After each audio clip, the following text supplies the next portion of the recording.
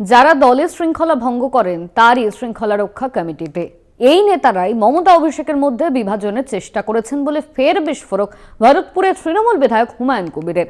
এই মন্তব্যের জন্য প্রাণহানির আশঙ্কা হুমায়ুনের। সোমবারই কালীঘাটে দলের কর্মসমিতির বৈঠকে 3টি শৃঙ্খলা রক্ষা কমিটি তৈরি হয়েছে।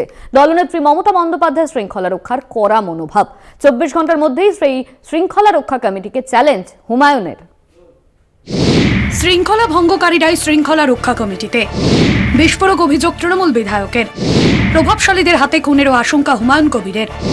বহিষ্কারের পরোয়া করছেন না বিধায়ক। রাজ্যের 6টি বিধানসভা কেন্দ্রের উপনির্বাচনে জয়ের পর সোমবার কালীঘাটে কর্মসমিতির বৈঠক হয়।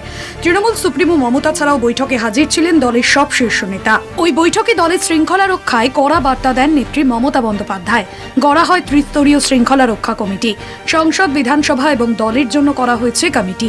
সেগুলিতে দলের প্রবীণ নেতা নেতৃত্বেরই প্রাধান্য। মঙ্গলবার শৃঙ্খলা রক্ষা কমিটি নিয়ে প্রশ্ন তুলে দিলেন হুমায়ুন কবির। যে ডিসিপ্লিন বেশি ভঙ্গ করে সেই ডিসিপ্লিন কমিটির যে পার্টির হয়ে কিছু করে না সেই আবার কোঅর্ডিনেটর হয়েছে। তো এটাই আমাদের দুর্ভাগ্য, মুর্শিদাবাদ জেলার ভোটারদেরও দুর্ভাগ্য।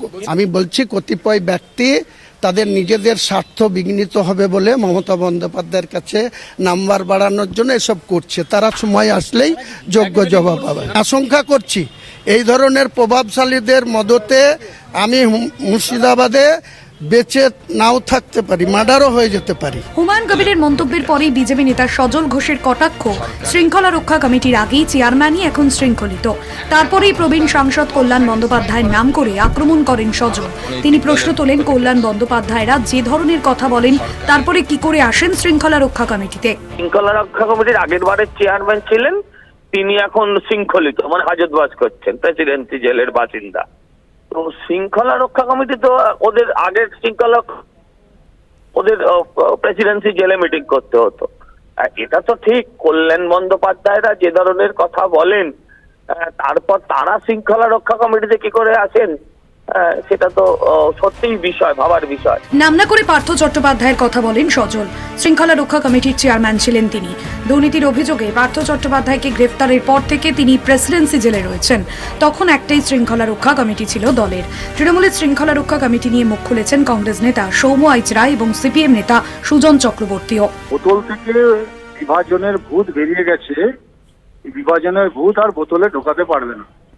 ওপর থেকে যতই প্রলেপ দেওয়ার চেষ্টা হোক, পলেস্টেরা লাগানোর চেষ্টা হোক, এই ফ্র্যাকশনকে জোড়া খুব মুশকিল।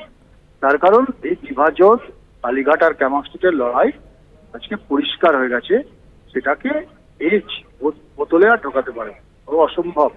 3টে শৃঙ্খলা রক্ষা কমিটি, 3টে শৃঙ্খলা রক্ষা কমিটি করেও শৃঙ্খলা 12টা বেজে গেল।